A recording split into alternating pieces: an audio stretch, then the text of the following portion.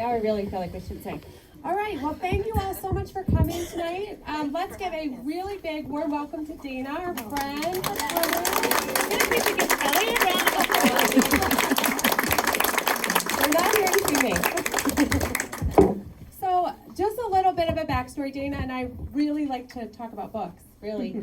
I think that's the entire backstory. We always talk about books. People always ask me what I'm reading. People always ask me what Dana's reading. So I thought this would be a fun way for everybody to hear both of those things at the same time. So this is about some of the books I told Dana to pick, and I said this list would never be the same twice in a row ever, but to pick 8 books to talk about.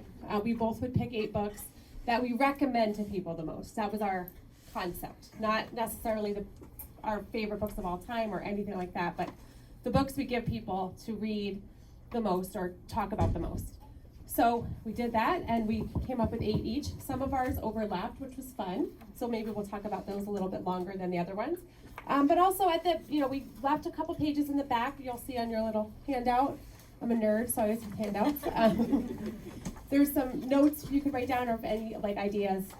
Obviously, shout out any comments at the end. We'll let you ask Dana some questions. I know people already have questions for you. Okay. And that's it. Great. Thank you for welcoming us, Peter and me, to this area, and also for this bookstore, because I'll give you a little bit more of the backstory of how Kelly and I even became friends. When COVID happened and we decamped down here to Bayhead, all of us that were on air, we were doing our shows from the guest rooms of our houses or wherever we could find a place, and it was a really wonderful, amazing experience to be in Bayhead and Point Pleasant that long for every day, and to feel like we finally were putting down some roots, because Peter and I have been fairly nomadic our entire time. We met on an airplane 26 years ago this August, and we feel like this is where we belong. We have our friends who have become like family to us. And then during COVID, on Saturdays, I would ask Peter to drive me to 3 or 4 local businesses, and I would just go spend money. And one of the businesses, I'm not going to say which one it was. It's that way, though. I went in, and I was like, okay, Peter's in the car. I'm in a mask. I'm like, let me just, that's cute, and I'll buy this, and I'll buy this. And I went to the register, and she said, that'll be $700. And I was like, oh, okay, great. And I was like, what in the world costs that much? I was thinking, so apparently I bought a piece of art, and it is still displayed. What I thought I was buying was a dish for Peter to finally throw his keys in so he would know where the keys were all the time. I'm like, you can't throw your keys in this, because it is art now. So, but then one of the days I came here, and it was when the bookstore was across the street, and I walked in, and I'm like, oh, have you read this? Have you read this? And that's how we started talking. And then she had realized that I was somebody that she'd recognized from Fox News or maybe the White House years, and we struck up a great friendship, and I'm so proud of her for taking the leap to expand into this space so that you all can be here, and it's fun for me. We come every weekend. Now we come for a coffee as well. But we come, I buy my gifts here. Every time I come, I buy 10 more books. I make Dawn buy 2 books because I'm like, oh, you have to read this, you have to read that. So the idea of doing this was just because we love to do this, and we know that what's amazing is that you all love to read as much as we do. And I'd be curious what your top 8 are as well, and maybe we can post that on Instagram or something. Would be fun to see. So we chose these 8, and honestly, if you were like running for office and someone said, what are your top 8 books? You would have to say the Bible, the Bible, the Bible, the Bible. And also, if you were doing this in front of somebody that you were trying to impress, you might choose like, The Count of Monte Cristo, which also, that was a great book. I'm not saying it's not, but what these are the books that we would recommend for our favorite girlfriends and guy friends and the lucky guys that are in the room. And it really is not just a list of books for women.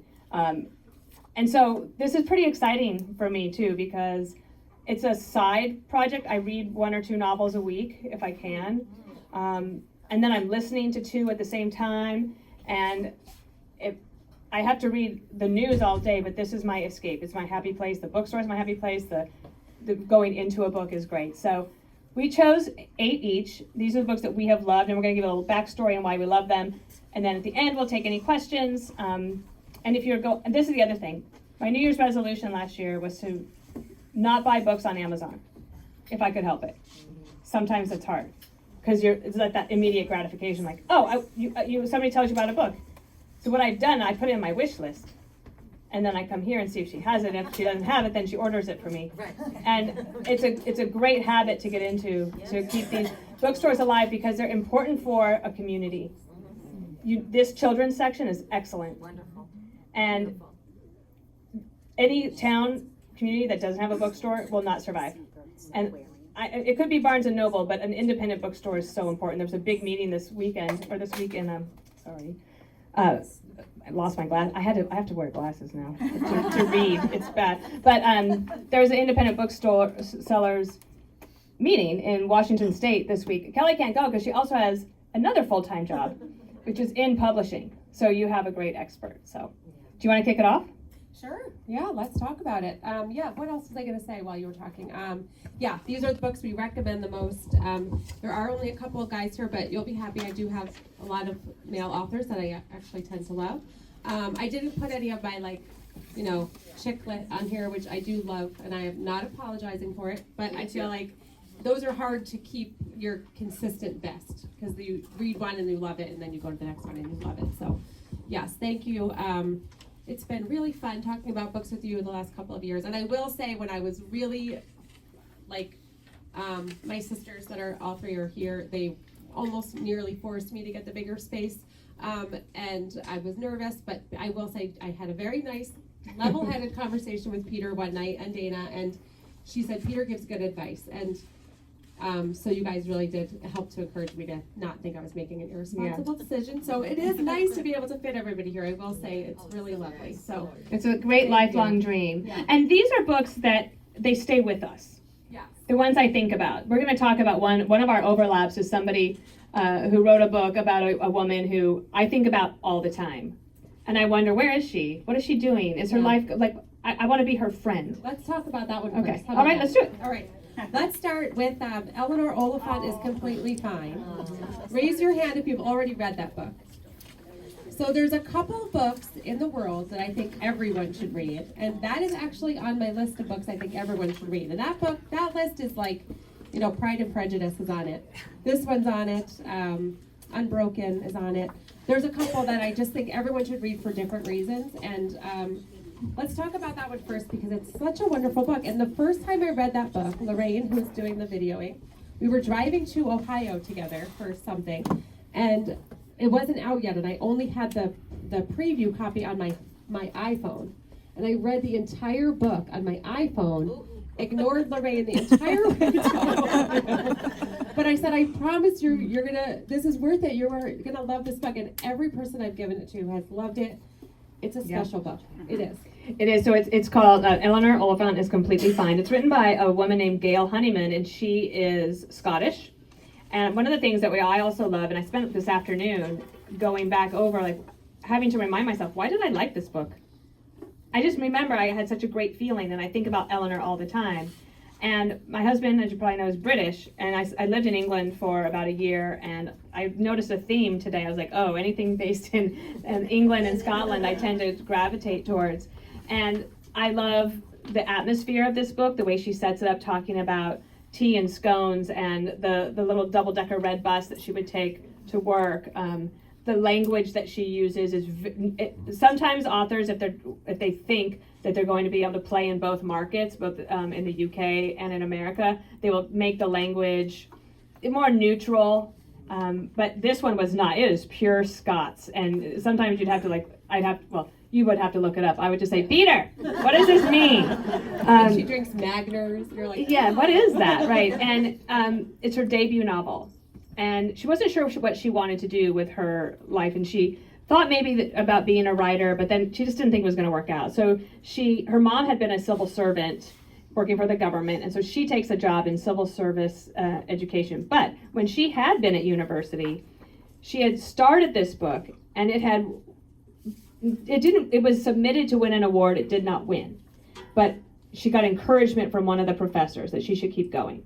So she wrote during her lunch breaks and at night to get this book done. When it went to auction, for the agent that did the auction, it was the biggest auction he had ever done for a debut author.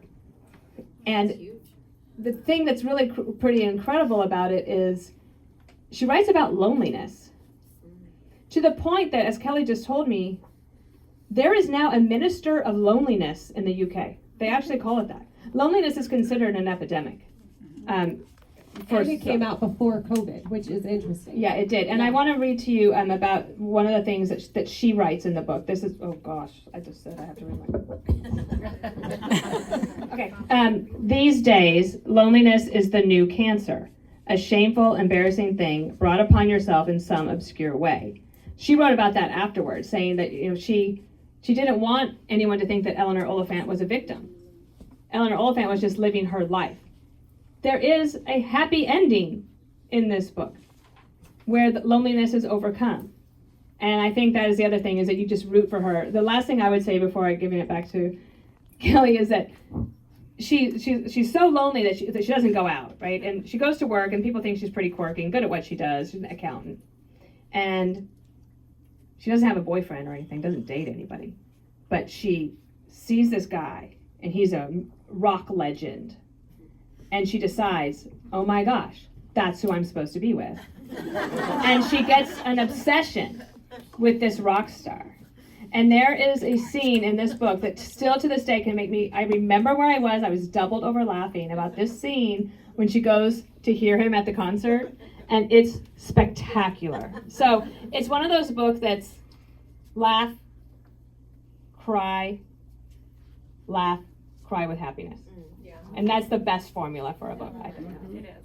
I know, I agree. And I remember the part where she said, in the book, I think she says something where she would go to work on Monday and her voice, she wouldn't even be able to speak because she hadn't used her voice the whole weekend because she hadn't talked to anybody. And I mean, I have a big family, I have 3 kids. Sometimes I'm like, oh my God, I want to be by myself. But to read about somebody and to think, oh my gosh, there's people out there that are alone. And then for this to come out before COVID, then during COVID, people got really lonely. It's really important to remember that a lot of people are alone, and it's sad. And I have a friend who, a couple years after I read this, had said to me, sometimes I show up at work on Monday and I have to make sure I've had something to drink because I hadn't talked to anybody all weekend too, because he lived alone. And I thought, wow, this is like a real thing, and it's sad. And I think one of the great things I will say about opening the bookstore is I feel like we're a good place for people that have, especially during COVID, we had so many people that would come in. We might have been the only person they were able to talk to that day, so it was nice. I mean, relationships with people are important, and it's important to be out there. At the same time as this book sounds super sad, it is so funny. She's wonderful. You will love her. So quirky. And I love the part, Nikki, if she's still back there, you'll appreciate this. She goes to Starbucks in the book. It's like a Starbucks. I don't know if they say it's Starbucks. But she's online for a coffee because she makes a friend with this weird IT guy at work. You'll never look at your IT guys at work together. And she goes to order a coffee and they want her name. And she's like, why would I give you my name? I'm not giving you my name. You don't even know me. She's so neurotic. She's so cute. And hopefully one of these days it'll end up being a movie, because I think for people that don't read, there are people that don't read, it'll still be a really important topic, because I think it's important to remember that there's people out there that are lonely, and we need to. It was optioned by Reese Witherspoon right away, as soon as she read it. I think this is the book that started her. It is. It was the book club beginning for Reese Witherspoon. So if you haven't read Eleanor, do it. And one thing I've recently been doing for books that I love, I've been going back and listening to the audio version as well. I did that with another book I'll talk about here, and now I'm feeling like I need to do that with this one. I think I would love it. Oh, it's a good audio. Yeah. And then one other thing, the only reason I picked this up is if you've wondered why every book cover has looked like this for the past 5 or 6 years, it's because of this book. That's so interesting. This was the first book cover that looked like this, that did well. And so every other book comp since this book has been, if you loved Eleanor Oliphant, and I'll tell you, like, maybe one or two has even come close, but this one is really great. So, all right, we can't talk about this one. Nope. unless- Okay, because so then we I'll sound choose one. Let me do the first one that's on my list there because it's pretty interesting, I think. It's fiction, but it's called The Autobiography of King Henry VIII. Has anyone else read this? Oh, clean slate. Okay, this is why you're going to read it. So a couple things about this is that I've also almost completely gone off of reading on my Kindle. I've been getting the hardcover books. I need to get off the screens anyway. I'm on them all day. And I remember when I worked on Capitol Hill, this is before I met Peter, or after, I'm sorry, it's after I met Peter, but I still worked on Capitol Hill. At that time, and maybe still to this day, if you were a Capitol Hill staffer, you could check out books from the Library of Congress. And there was I was going to say a little guy, but are you allowed to say that? I can say that here. Like, so there's like a little guy or gal that comes around with a cart, and they would drop it off, and then if you wanted to return a book, instead of having to walk over to the Library of Congress, you just left it out, and they would pick it up, and then you could check out, I think, 5 books at a time. And so I had met Peter. I mentioned to you, he's British. I had been to London when I was 16, and other places in England with my godmother. I don't remember that trip that well, actually, but I remembered being quite enchanted with the history of England, and the story of King Henry VIII was very interesting to me. It's written by a woman named Margaret George, and Margaret George spent 10 years writing this book, and then she wrote a couple of others that I went on to read that are also very good. She wrote then about Mary, Queen of Scots, and then about Cleopatra. The Cleopatra one was a lot more interesting, but when I got the book from the Library of Congress, it had gold leaf on the outside and a red leather cover. And I just remember thinking it was so special. But what she does in this book that's pretty different is that King Henry VIII really changed society. He was the first one to get a divorce. He broke away from the Catholic Church. So that's how we have the Protestant Church. And I'm like, that is consequential. He gets a really bad rap, right?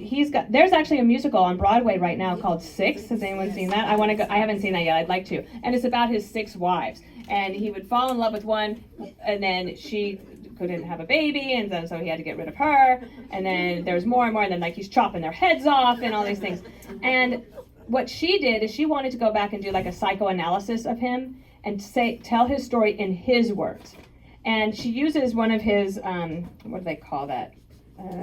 Like the court jester guy, Will Summers was his name, and he's kind of the commentator, the narrator throughout, as King Henry VIII is explaining to you why he is deciding to chop off Anne Boleyn's head. And I loved this book. I remember reading it, and I moved to England about 2 months after I read this book. And Peter and I then got a puppy, the first Vizsla puppy, and that was Henry. So I have a lot of fondness for this book. I think all of her books are great. And what's actually very interesting, I think I sent this to you, Kelly, just recently for Mary, Queen of Scots, she was imprisoned by Elizabeth I for a long time. And there are these decoders, and it's so weird. One's in Japan, one's in Indonesia, one's in Europe. And together online, they decoded these secret letters from her, and it's a huge treasure trove of information. So maybe there will be an updated version from Margaret George. But I highly recommend The Autobiography of King Henry VIII. It's great. We're all going to have lots of books to read after tonight. So I'm going to go, since you went to that one, I'm going to go with, my next one is Love and Ruin by Paula McLean. I love Paula McLean. I love the way she writes. She became a little bit obsessed with Ernest Hemingway. She wrote The Paris Wife. The Paris Wife was her first book. One of my favorites. Now, The Paris Wife, I think, kind of started this whole historical fiction trend. I think since The Paris Wife, so many books have been kind of like Eleanor Oliphant. If you love The Paris Wife, because I think people thought, oh, this book did really well. Let me find some obscure person and write about it. And most of, a lot of historical fiction is really good. But I do think that Paul McLean did a great job of taking Ernest Hemingway, like getting to know him better through the women that he was in love with and got over and destroyed in a lot of ways. And she does a wonderful job. And the reason I didn't pick The Paris Wife is because I think The Paris Wife is kind of a given. It's great. I loved it. The one part of The Paris Wife that sticks with me forever is the part where she, Hattie, right? She loses his manuscript on the train. Do you remember that part? He wrote an entire book. And that's true. Yes. Mm-hmm. He wrote an entire book. She wanted to go see him, and she thought, let me go see Ernest, and she went to bring him his manuscript. And on the train, somebody stole her bag that had his manuscript in it. That has never resurfaced. It's before a hard drive, so it's gone forever. And how that marriage to in The Paris Wife never recovered from that. Mm-hmm. And I always thought about that, like, I don't know how much I blame him. But then he meets Martha Gellhorn, and that's the Love and Ruin. So Martha Gellhorn is the only wife of Ernest Hemingway's that left him. So you knew there was something about her that was a little different. And she was an amazing woman of her own. If you do research on her, you'll find her fascinating. She didn't die until very recently, and she ended up committing suicide, I think in like 2000. Don't fact check me because this is probably wrong, but it's somewhere around 2008, somewhere in the 2000s. And I think because she was so in charge of herself, she wanted to be in charge of her death. She was very independent. She was the only woman to be at D-Day. She hid on a ship and got herself to Normandy Beach, and she was the only woman to report on D-Day. She shouldn't have been there. Wow. She was such an amazing reporter that Ernest Hemingway was a little jealous of her, stole or hid her documents so that she couldn't go and he could, because her reporting was actually better than his. I mean, she was a force. This is starting back in 1937. In 1937, she was 28 when she met him. He was married. She fell in love with him. It was Ernest Hemingway. You can't blame her. But he takes over her life, and he is this force of nature that she couldn't really compete with because she just wanted him. He just wanted her, but he didn't, he was jealous of her work. I mean, he had, obviously, we all know at this point, he had a lot of issues. And it's sad, what happens, because if he was a well, healthy man, mentally, they would have probably been this unstoppable couple, but he didn't like that she had anything other than him. So he's an egotist, and she was just she didn't want to lose herself in him. And I love this book so much. I'm just going to read one quote from it. All the distances I have traveled trying to be myself didn't matter here, where nothing had ever changed, not the mahogany furniture or the art or the books in their placement on the shelves, not the eggshell sheen on the walls or the quality of light coming through the stained glass window on the landing. This was the light of childhood. I was all the ages I had ever been. And this is about Martha Gellhorn when she goes to her childhood home and she tries to remember who she was before Ernest Hemingway kind of took over who she was. And Paul McLean, everybody at my other job always makes fun of me because they say they're like, oh my God, you're going to embarrass yourself, because I just adore her. She is one of these women that you could tell probably had this kind of a relationship where somebody messed with her a little bit too much. So I think she found her strength in Martha Gellhorn. It's amazing. I love it. I would add that she wrote the book Circling the Sun. Oh, yes. And I can't remember the name of that lady. It's based on a true story of the woman who was the first pilot down in Kenya area. Oh, right. Yeah. Burl Markham. Burl Markham. Burl Markham? Burl Markham. Is that right? Burl Markham. Yeah. And I highly recommend that one as well. That one's great. It's really, really good. She's great. And sometimes I think you're in a bad relationship, and I won't name any names of people in this room, but somebody in this room is having a moment of this kind in their life. And these are the kind of books that they help you. They really help people to get through stuff sometimes. When you see somebody going through something this difficult with this personality, obviously now we call people like this narcissists, but back then they didn't. And, it's really amazing. That's a great recommendation, and I think it's one I'll listen to as well. I'm just going to sit and listen. You have a question? I do have a question. Where was it set? Because I've been to Key West, where I think I've been to Blues Mansion. They got together in 1940. Oh. They lived mostly together. When they were the happiest, they were in Cuba. Yeah. Okay. Yeah. Yeah. I've been to his house. If you get to Key West. Well, that might be where they met because they did meet in Key West. Yeah, they did. There's a million cats. Yes. Yeah. Yeah. That's where they had their happy moments, was Cuba. They had like a different city for every wife, I think. Okay, so I'll move on to this one.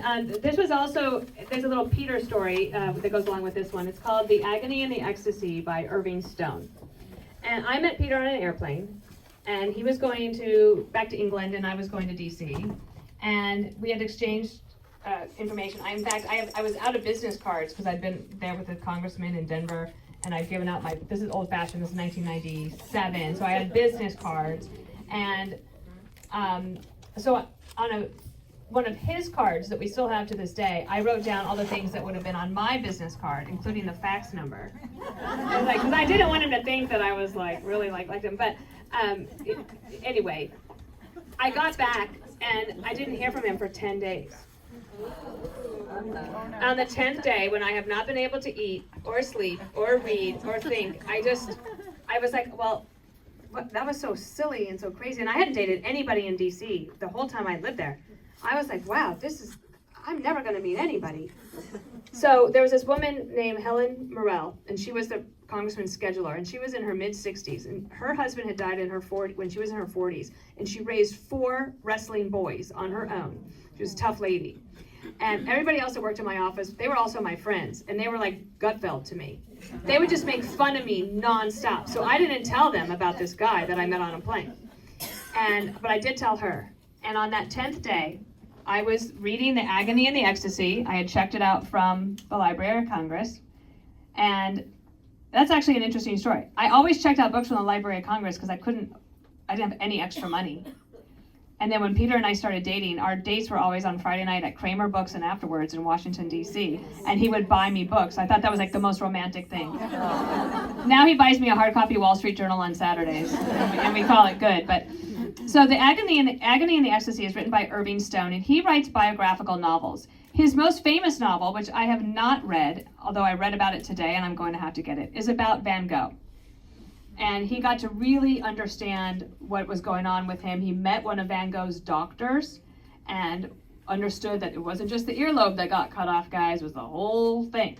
And all the torture that was internal for Van Gogh. But he liked to understand about these artists. What made these amazing master of arts work? What made them tick? How did they figure all of this out? So The Agony and the Ecstasy is about Michelangelo. And I grew up in Wyoming.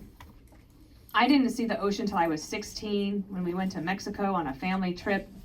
And I wanted to travel. I had these images in my head of maybe I too would go backpacking through Europe. I didn't even know what that meant.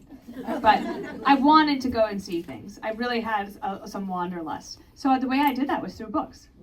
And so The Agony and Ecstasy takes place mostly in Florence, a little bit in Rome. And it's about the beginnings for Michelangelo. And he was a different kind of cat. And a little quirky, a little weird, a genius. But what do you do with somebody like that? When you're a laborer and your son is this genius and he knows how to sculpt granite or marble into something beautiful, what do you do? Well, there was a need for artisans. And the Medicis, the famous Medici family, Lorenzo Medici was his benefactor, and he made his Madonna and Child for him. And then Lorenzo died, and he gets very, very lost for a long time. And it's all about how he perseveres. One of the most interesting parts, kind of gross, but also interesting, is in order to sculpt the way he wanted to make Hercules. He was going to make Hercules out of this hunk of marble. And it was going to be like in the image of Lorenzo de' Medici, who had been his benefactor, who had passed away, and then the Hercules, the myth. But he wanted to understand how the body worked. So he did something highly, highly illegal. He snuck into the morgue at night, and he would basically do a dissection of a human body. This is highly against Catholic Church rules. But that was how he figured out, that's where the muscle attaches here. Okay, I got it. And he would make a little bit of notes, but mostly it had it all in his head. And that's how he was able to craft that. The other thing is that he finished the Pieta, that is his most famous, and the cardinal who commissioned it died before it could be installed. So now he's like, why do I just keep getting kicked in the teeth, right? Meanwhile, Leonardo da Vinci is like, he's also a mad genius, but a happy one. Michelangelo's a tortured, like, depressed one, but he's also just so brilliant. And so he made, well, now this was really small font. Hold on. So Pope Alexander the Sixth was the Borgia, and he was the enemy of all things Florentine. So Michelangelo installs the Pieta at night, and then days later, he overhears viewers ruminating over who might have sculpted it, and they all dismiss Michelangelo as a possibility. So in the middle of the night, he goes out, and what did he do? He carved his name in the middle of the night across the Madonna's breast. And then he went back to Florence, and he did Il Duccio and more. So years later then, I got to go to, well, it wasn't even years later. It was like 8 months later, I moved to England, and Peter had a business trip to Europe. And instead of flying there, he said, why don't we drive, take the ferry over, and then we went to all of these places together, and I got to go to Florence and Rome and see all these things for myself. But if I had not read that book, it would not have meant as much to me. And so I recently just went to Venice and Vienna. I read 3 novels based in Venice on my way there, and then 2 about Vienna, and I felt like, I don't know, it was pretty great because Peter's British, he's traveled all over the world, blah, blah, speaks German. And then we're sitting there in Venice, and I was like, oh, no, we need to get the number 9 Vaporetto. It's around the corner here. He said, how do you know that? I said, because I read this in a book. And it was, it's been a great way for me to at least begin to see the world. I then get to travel with President Bush. We went to 42 countries in 1 year. So in all those times together, I actually, on my list of countries that I've been to, I now beat Peter. But I do recommend the Agony and the Ecstasy, and I'm also going to read the Van Gogh book, because the more I read about that today, I thought it sounded good. All right, that's perfect segue, because mine has nothing to do with Van Gogh, but has a little moment. Although I'd rather know, after 10 days, did Peter call you or text you? That's the part. That's what they call burying the lead. Yeah. Oh, yeah. Okay, so I said to Helen, I'm going to go for my lunch break. Now, this is before, there's no cell phones, there's no text messaging, nothing. So when I said I was taking an hour for lunch, I went outside and I read it. It was August. It was hot as heck in DC. And I went out and I sweated through that hour, and I read the heck out of the Agony and the Ecstasy. And I came back, and Helen said, how are you? I said, I'm great. And guess what? I will never think about that guy again for the rest of my life. And you remember when you had to, like, boot up your computer? Like, turn it on, like, waiting, worrying. And then I had an email from him.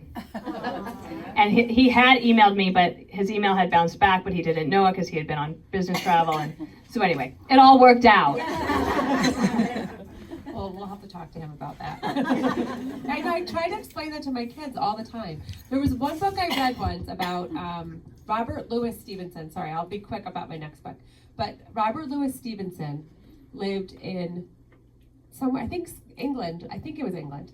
But it was either Scotland or England. Scotland? Okay, thank you. Yeah, Scotland. The girl he was in love with was married. She was from, I think, San Francisco, but she was in England. She was like getting a divorce, which back then was not easy. She schlepped all of her kids away from her husband.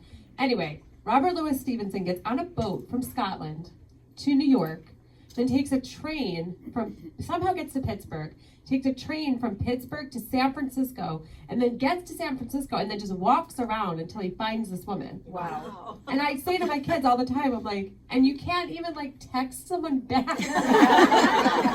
Come on. Like, I just think about that all the time. It used to be a lot harder. Yeah. Maybe that was better. I don't know. But anyway, my next book has nothing to do with Van Gogh, other than when I heard the author talk about this book, he had a cute little Van Gogh story. So this book is super duper depressing. There's no other way to say it. Most books that are good are.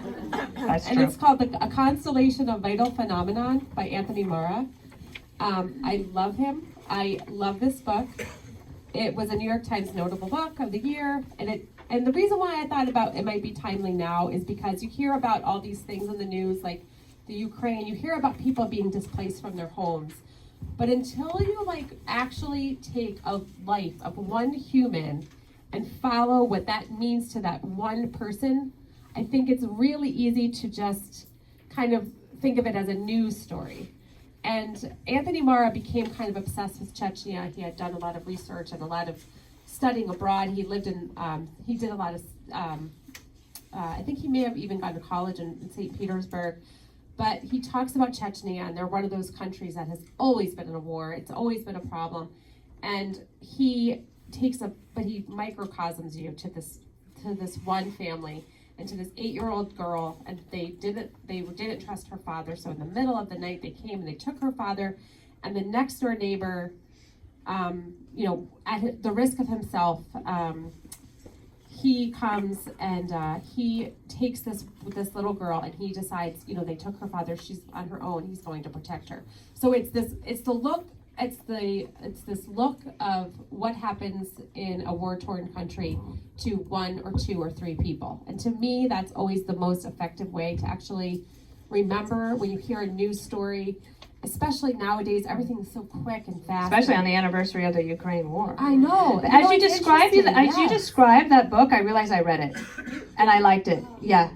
There's another one like that, the Cellist of Sarajevo. Oh yeah. Mm-hmm. That one is great. I see with somebody in the back. That's a good one too, along those lines, and it's a really good way to remember. Yeah, and it's interesting because they burn their house down, and the neighbor remembers.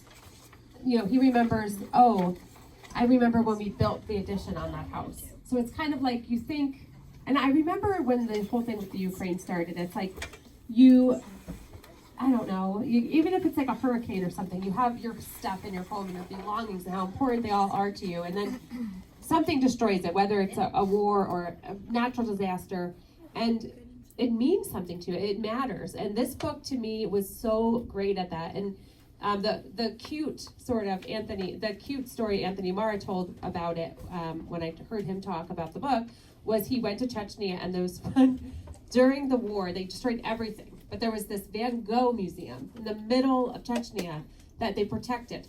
And for some reason, everyone just left his family alone because it was the Van Gogh museum. And he said he went there and there was literally nothing in there except for this man who, I guess Van Gogh had lived there at some point in his life. And this man, that was really important to this man to protect that part of history for the country.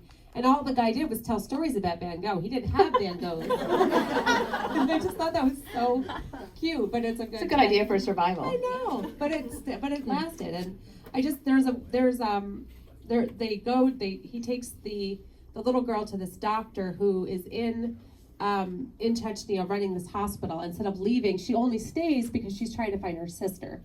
And he wants her to, take in this 8-year-old girl. And he said, I'm not taking her. I don't want the responsibility of a child during all this, but I will take her if you promise to come back and help me run this hospital. So it's this story of this hospital during this war and what people mean to each other. And I think everybody has a little bit more of a sensitivity to that in the last couple of years. We've all been through a lot. Obviously, no one's burning our houses down in the middle of the night, but it's another good story about empathy, and it's beautifully written. Yeah. Okay, Cutting for Stone. I loved this book, and Mrs. Bush, Laura Bush, recommended this book to everybody when we were at the White House. And it's written by a doctor. He's a physician himself, and his name is, I don't know if I can say this correctly, Abraham Verghese. I think that's right.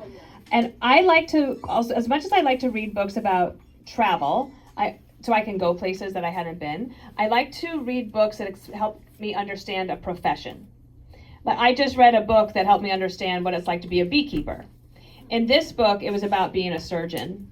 And I read this book so long ago, in the middle of the White House years. For several of these, I had to go back and think, wait, why did I like this book? So I go back and I read the synopsis again and think, oh, wow, yeah, all that stuff happened. So Abraham Verghese was born in, maybe born in India, but basically raised in Ethiopia. His parents are Indian, and they had been asked to go there to teach. And then he ends up coming to America, and he's becoming a doctor. Well, what was interesting is that because he had done his medical training in India, when he came to America, it was basically like, you're not going to work at Stanford, and they send him to Johnson City, Tennessee. And this is in real life. And he ends up taking care of all of these people in this rural community that never thought AIDS would touch this community.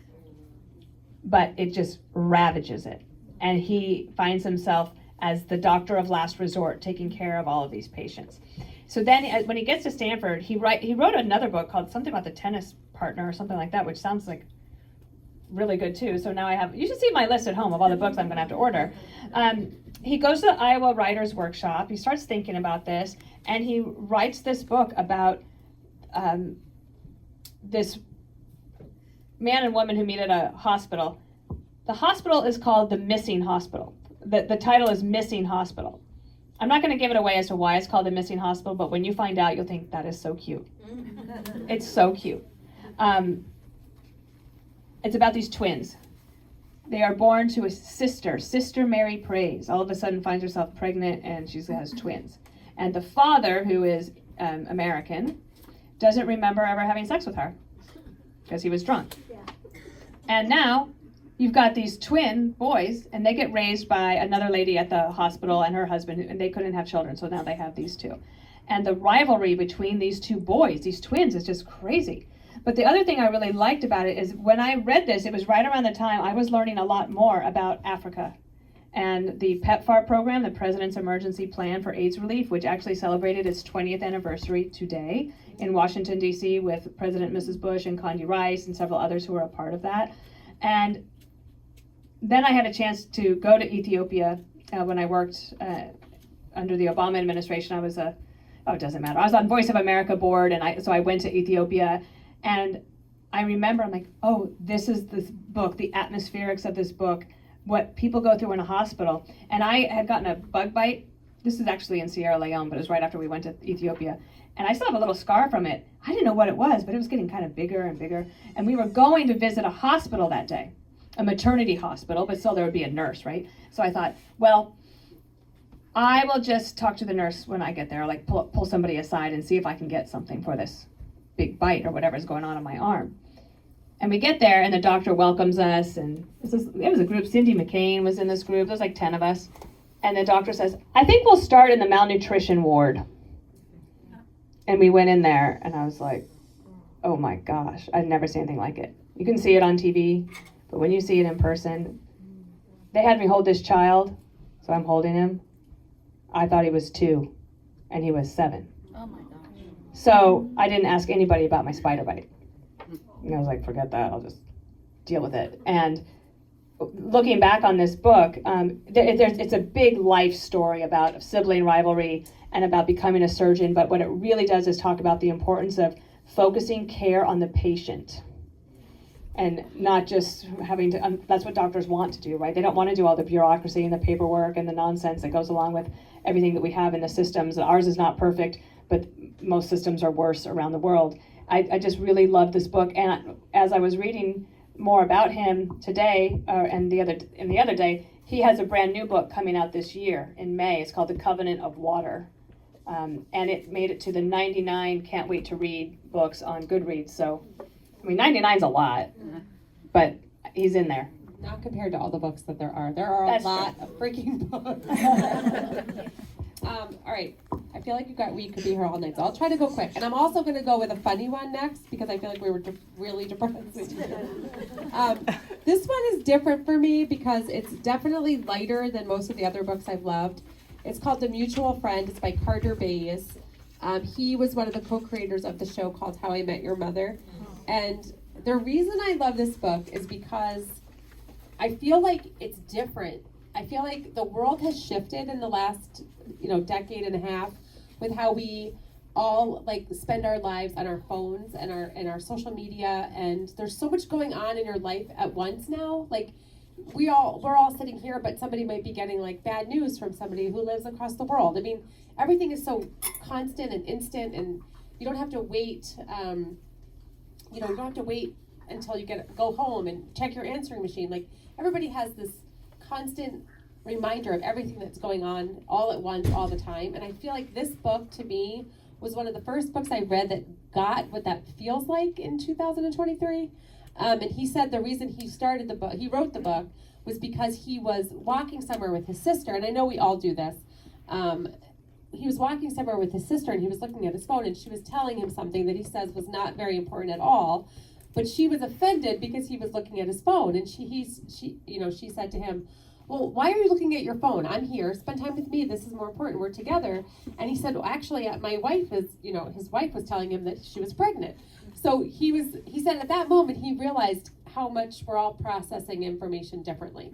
And so the book is funny. It's called The Mutual Friend, but it's also, to me, like a very true experience these days. You could be, a lot of it has a lot to do with a dating app where this guy, he's a great guy his whole life, this poor guy Bob, he really is. He does all the right things, but he has this one night where he does something really, really stupid. And of course it's caught on tape and it's put on the internet for everyone to see. So this man becomes defined by this one meltdown that he has.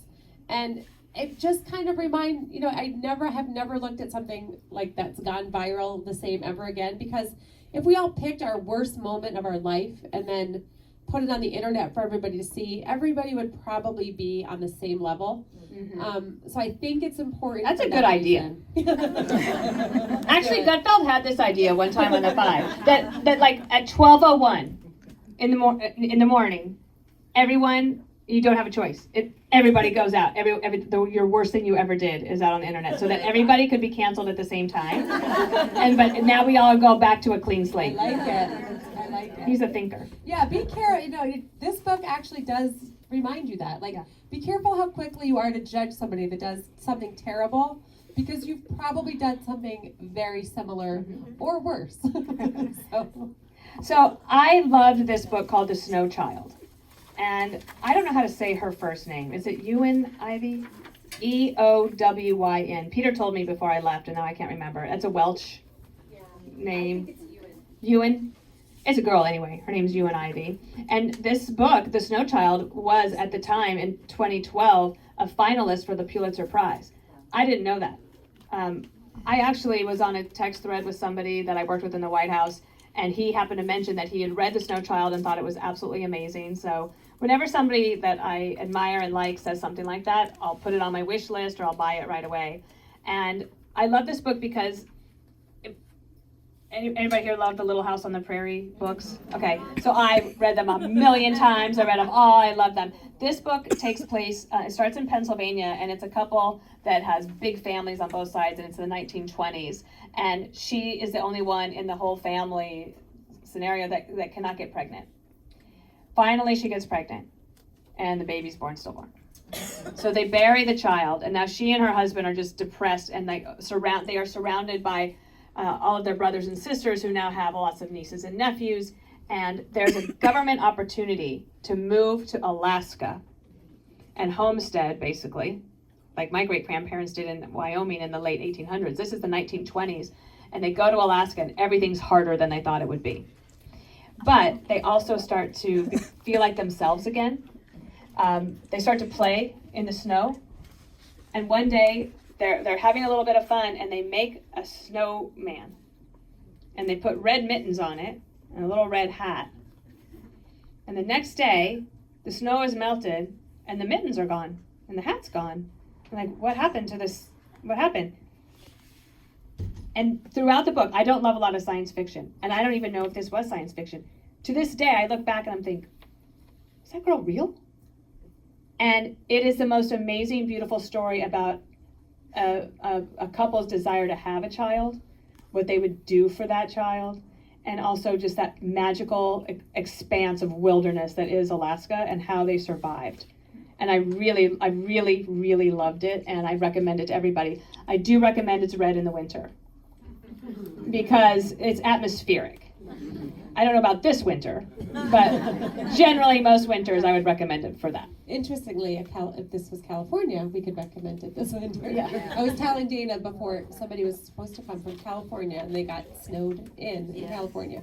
They were flying here for this. I know they were. That's so sad. I'm gonna call them tomorrow.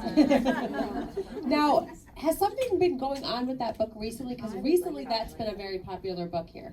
I know that it was, I only read this today, that it was turned into a series. I never even saw the series, like maybe in that's why. 2018. Okay. It was 2018, so. Because I feel like recently we've been selling a lot of that one. So Oh, ask around, I'd be Yeah. curious. Yeah. I'd love to know what they think.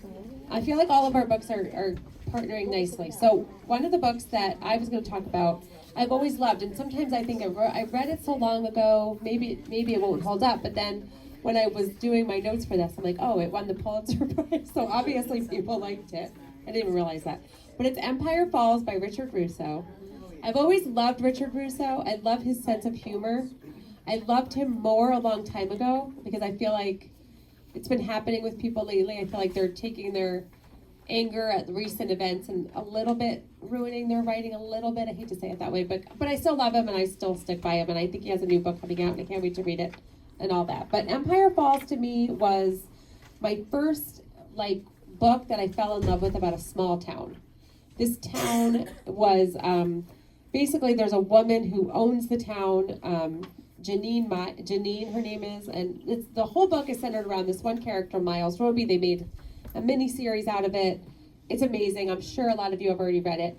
But to me, it was the first book that really got to how these little communities are made up and these power dynamics in these tiny little towns, and how just because somebody is really, really important in this small town doesn't mean they actually mean anything anywhere else in the world. But if you're in that small town, you are living in that pecking order type of thing. And so this guy never realizes that he is so much bigger than this town. And I loved Empire Falls. There's so many parts of it that make me feel very connected to the characters. There's so many lines in it about marriage that are so hysterically funny. I just think it's a great book. And I just think one of my favorite lines, and I had it underlined in my copy at home from forever ago, is one of the odd things about middle age, and I wasn't yet middle aged when I read this, but it's true, was the strange decisions a man discovers he's made by not really making them. And I love that because people go through their whole life sometimes without making any decisions, but not making any decisions is making decisions. Yeah. So I love that line. Yeah, I learned that from Peter one time when I was like, I don't know what to do. He's like, sometimes you don't have to do anything. And then you decided not to do anything. I'm like, oh, okay. I guess I'm quite decisive then. My next one is called The Dive from Clauson's Pier. And I really loved this book. I don't feel like a lot of people, has anybody here read that?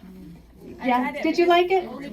I liked it too. So the premise is there's this young girl in Wisconsin, and she's they're in a small town, and she's been dating this high school. She's dating her high school sweetheart, and it's getting to be towards graduation, and she's kind of like, is this really what I want for my whole life? I don't think so. But she doesn't know how to pull away, and she's thinking about, she wants to maybe get out of the small town. She wants to go see things. She's got a little wanderlust as well, but he's like hip and happening, and he's funny, and he's a great guy. So why wouldn't you want to be with him? So she's not really sure. She's becoming a little distant, and this all happens in the first chapter, so I'm not giving anything away. They go to the annual high school picnic out at the lake, and he realizes that she's kind of down in the dumps, so he wants to make her laugh. So he says, hey, watch this, and he jumps off the pier, and when he goes, he breaks his neck and becomes a quadriplegic. And then she has to make a decision, because it was assumed that they were going to get married. It was assumed that she's going to get engaged, and then maybe he does actually ask her to marry him, and she has to decide, am I going to stay? And at one point, it all becomes too much. It all gets on top of her, and she just leaves town. Doesn't tell anybody where she's going, but she goes to New York City. At the time I read this book, I'd never even been to New York City, and I think it just seems so bold and brave to me, like, wow, I can't imagine that. But she's constantly pulled back to this idea of, should I have stayed? Did I have a responsibility? Was I obligated to stay? And it's fabulous. It's really good. And if you like to sew, and if you like fashion, Sarah. She really goes through a little bit of that again. For me, learning more about that because I don't really know anything. Actually, a little interesting tip. Ann Packer is her name, the writer. Do you know that her brother is George Packer? Yeah, the novelist and journalist from the New Yorker. I couldn't believe that. Like the little things I learned this afternoon. And also, this book was the first selection of Good Morning America's Read This Book Club at the time. Scarlett. If my endorsement is not enough. I It's think not on the list. You know what? I think that was one that you had on your original list and then switched. See what I mean? It's all right.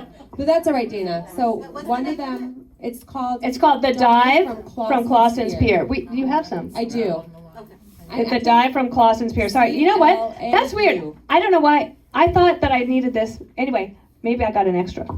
No, it's all right. You got 9. You're good. That is a good book. It's the Scarlett Johansson reads the audiobook.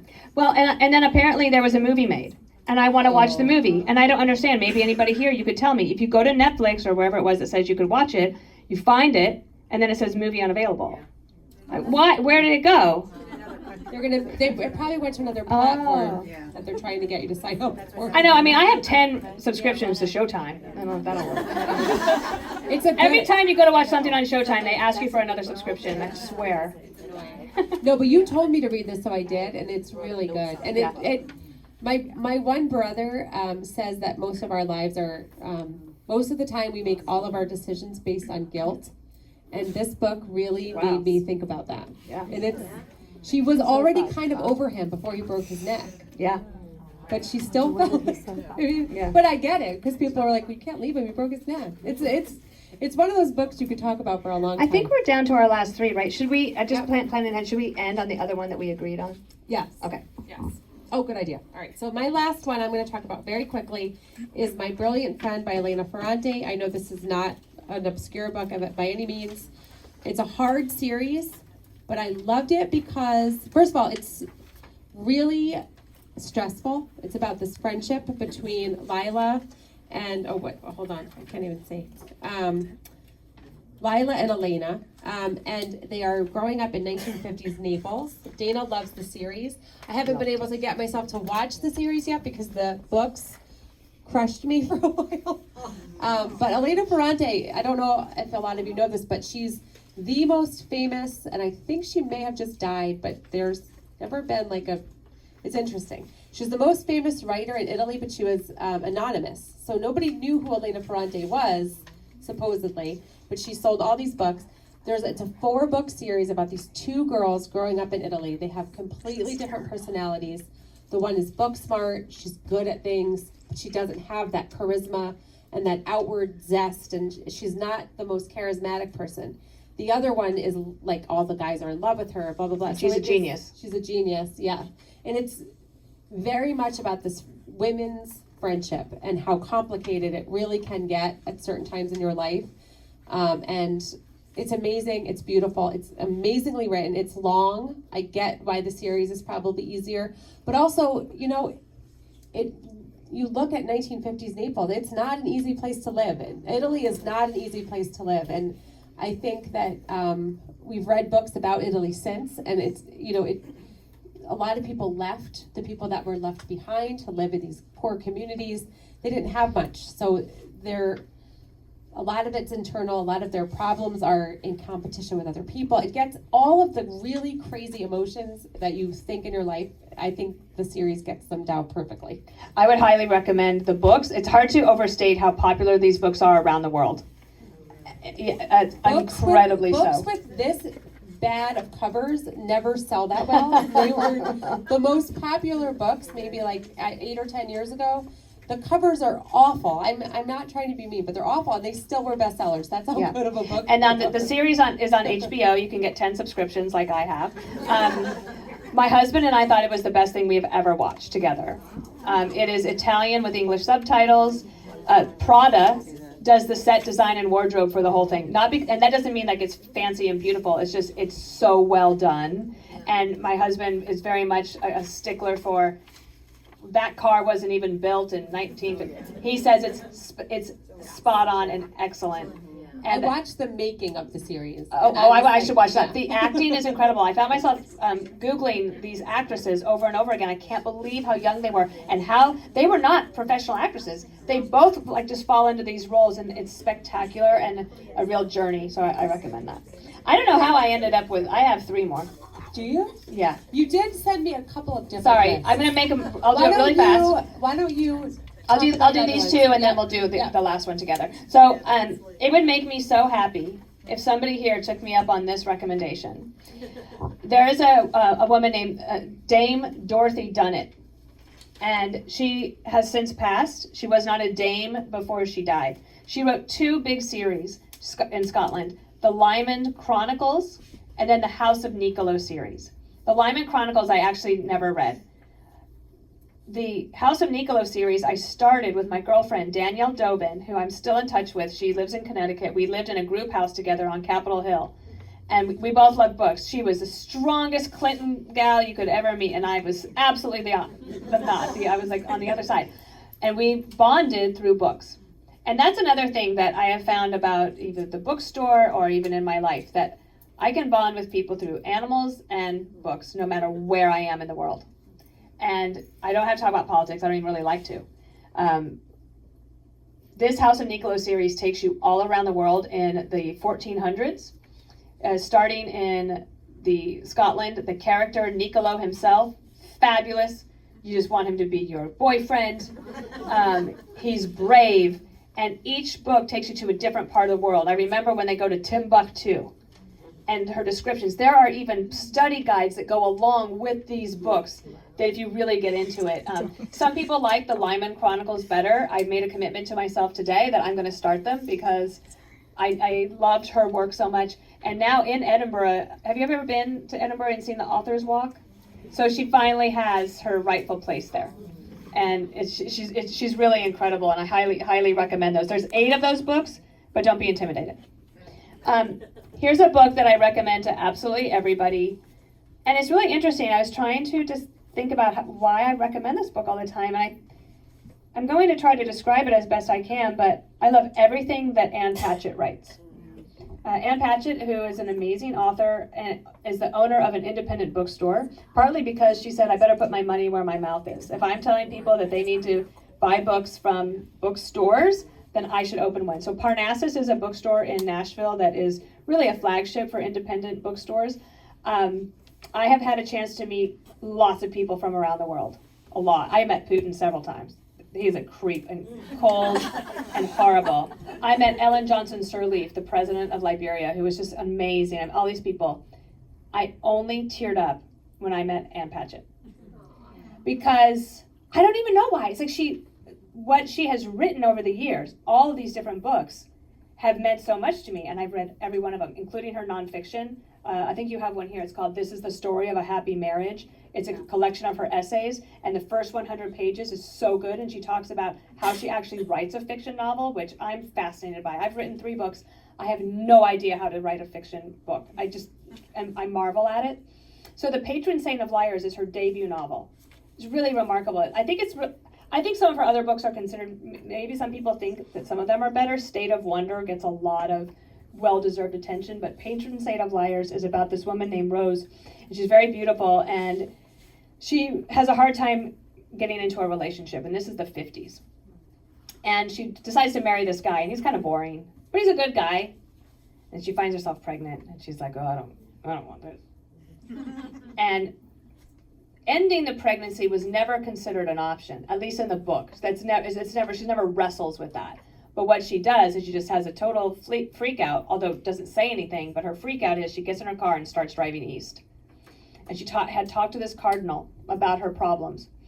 And he talks to her about St. Elizabeth's. And St. Elizabeth is this home for unwed mothers run by the Catholics, nuns. And so she gets there. She starts working in the kitchen. She makes some friends with some of the girls as they're going through their pregnancies. And then she helps with the birth. The births are supposed to happen at the hospital, but this one young woman goes into birth early, and she helps with the birth, and she decides, I want to keep my child. So, but now what is she going to do? She doesn't want to go back to California to be with that guy. He doesn't even know she was pregnant. He has no idea where she is. There's no internet. There's no Google search. And there's a groundskeeper, and he's a big guy and a quiet guy, and he just fixes everything, including her. And he says, basically, he's in love with her, but she says, "Do you want to get married?" He says, "Yes." And she says, "Well, let's do it right now." So they get married, and then she moves in with him, but she continues to work in the kitchen and has her daughter named Cecilia. But she's really cold to her, cold towards her whole life. And the stepfather brings up the girl, basically. But Cecilia, the young girl, finally she starts to get her mom to talk to her, and it's because they start driving around together. And they would have these conversations, and I'm just thinking, how does Ann Patchett get in this woman's head and have these conversations that take you through it? It's just such amazing, beautiful writing. It's got heart, it's got guts, and it's really sad. It's really sad. And at the end, you're just think, wow, did that actually just happen? That one stays with you. It's beautiful, and I have to tell you, she's a prolific author. I've read them all, and I recommend them. But if you haven't read any Ann Patchett, that's the one I would start with. Yeah, that's a good one.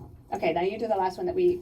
All right. overlapped. One other one I think I messed up too was I Have a Tree Grows in Brooklyn on my Oh list. yeah, Because I just feel like it's the best. it's one of those books that you have to recommend. To I people. listened to that this year Oh, good. on my walks back and forth to Fox, and I really loved it. Good, and that to me was a book that has helped me. I've read it a couple of times in my life, and I always get something great out of it. I love that one. One of those you can give to anybody, and also stresses how important reading is and how your life can change once you become a reader. And the one thing I think that reading good books does is, I was a literature major, which sometimes you have to defend.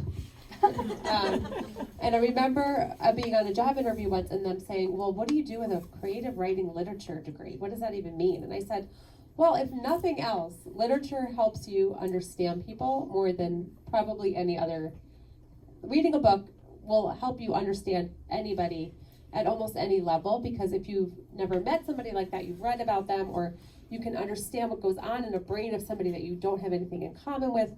And like you said, the last couple of years, there's been nothing to agree on in this world, mostly, except a lot of time. That is why people have been reading more in the last couple of years than ever, because nobody really wants to talk about anything else that's going on. That's true. It's too depressing. And so this last book that we're going to talk about, we did for book club at the store, and Dana and I talked about it one day, and I said, I want to pick a book. There's so many divisive books out there, even in the fiction, it's all creeping in, and I said, I just want to pick a book that I love just for the sake of loving the book. And the book is Plainsong by Kent Haruf.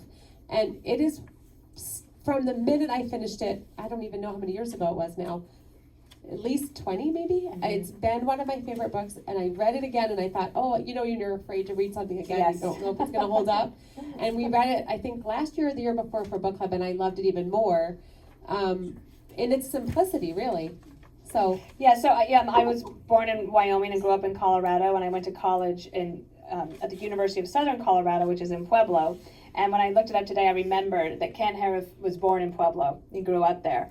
And there is a beauty to Western literature. Wallace Stegner writes a lot of it, and I love it. We mentioned The Snow Child, Little House on the Prairie, sort of the West. Who's that other one? Anne Lamott, she writes a lot of it. He was a son of a Methodist minister, and that comes out a lot in his writing. Plainsong is the first book of 3. Eventide is the second one, but it actually is a prequel, but it came out second. But it's a story about people, really, that are just trying to get through. There's a guy named Tom Guthrie, and his wife is very distant from him. And that's the hardest on their 2 young sons. And the sons don't understand it. And then there's this girl that works he's a teacher, this guy Tom. And then there's a woman named Maggie, and she has an elderly and senile father. She's trying to take care of him, but she's also a teacher.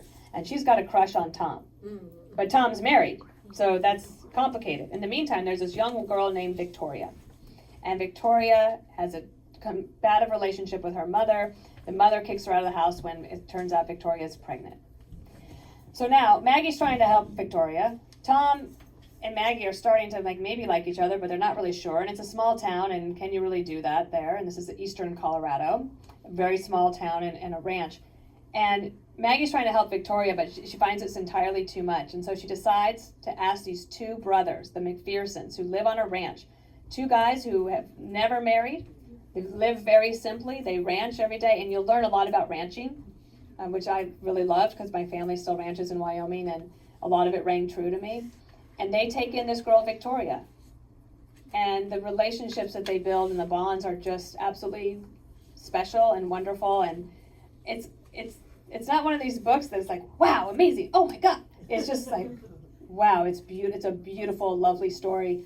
It did win the Pulitzer Prize, I believe, right? It did, and this was one of Laura Bush's favorite books as well. Remember, she had the literary festival. He came that year, and it was a beautiful thing. So I highly, highly recommend that. This is one of the reviewers said this was a novel so foursquare, so delicate and lovely, it has the power to exalt the reader.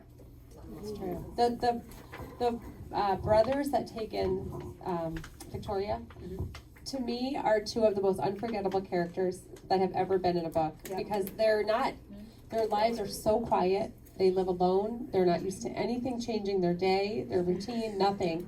But they both quietly realize that this is not what life really is. Like, you need to let a little messiness in sometimes. And their silence and the way that she could count on them is so understated. Oh, I love it so much. Yeah. It's such a beautiful story. It is. That's a good one to end on. We could go on and on. I came up with a list of 40. I know. So, I know. I know we've had you sit here for a long time, and we'd love to take some of your questions before we break up and have some refreshments and mingle a little bit. Yeah, mingle, and feel free to stay as long as you want. And if you want Dana to sign a book, well, we have them up there. You don't mind signing, right? I'd be honored, but nobody should feel obligated. Yeah, exactly. But yes, and I know that there were some questions for Dana. So, who would like to ask the first question? Do you want to ask the first question? Hi, Dana. We are wondering, I think many of us here, when do you, with your life, Read. find time to read? So I think I get this question a lot, and it's funny. That's not funny. I do have a lot of friends. That's not funny. But what's funny to me is that I have all these friends, and a lot of them are very busy in their careers and their moms. And so they'll be like, "Oh my gosh, I have to read more. I have to read more." Jessica Tarlov. I'm like, you have a 1-year-old. What do you don't have time to read. I don't have children. That makes a big difference, I think, because I'm not, my every waking hour is not spent necessarily worried about their upbringing. And I marvel at them. So I always read fiction at night for about 45 minutes before I go to bed. I'm a very fast reader. And I hope that, I always worry that that's going to like go away. But it might be a muscle that I just have that I can keep. Like, I read news very quickly, but sometimes with fiction I'd like to slow it down a little bit. The other thing I've been doing is I had a pretty bad reading year last year. I keep a list of all the books that I read. I didn't like much that I read last year. The year before that, I loved it. I loved every book. I could recommend all those books.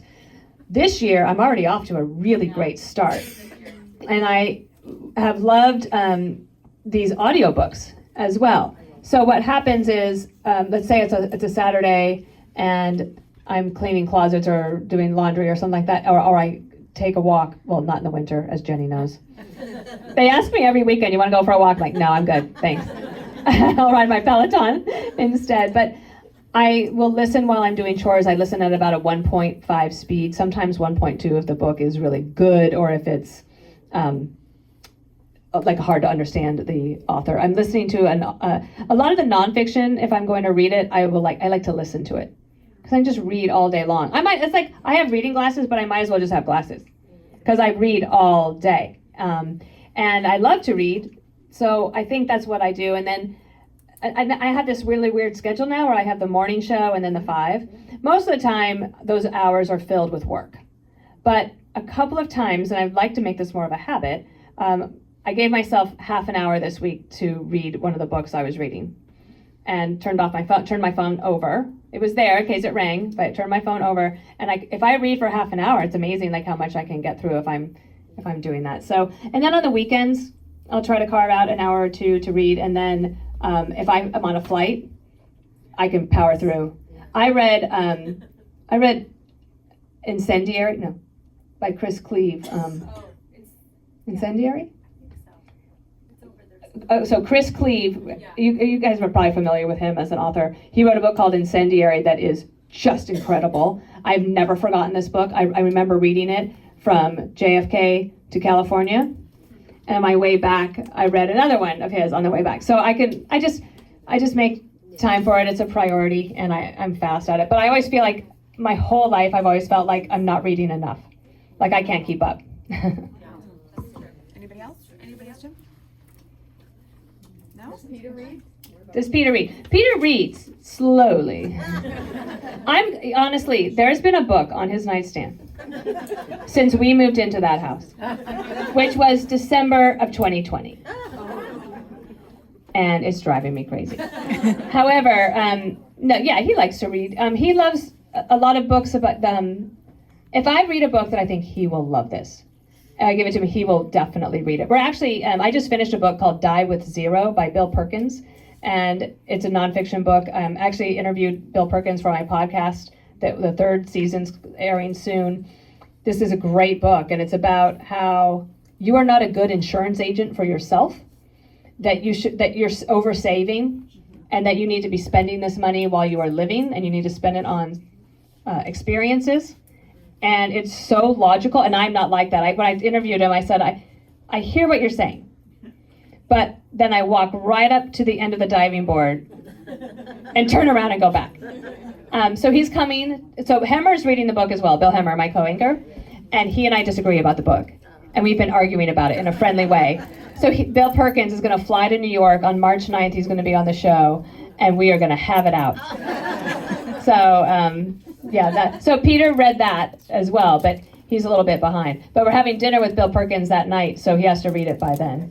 When I recommended All the Light We Cannot See to Peter, he absolutely loved it. He's never read The Patron Saint of Liars. He likes books about World War II. You know what's interesting? There's so many books about World War II. There's so many. It can almost get annoying, right? Because I'm like, what about other wars? What's interesting is that there has not yet been a knockout book in the War on Terror. And I don't know why.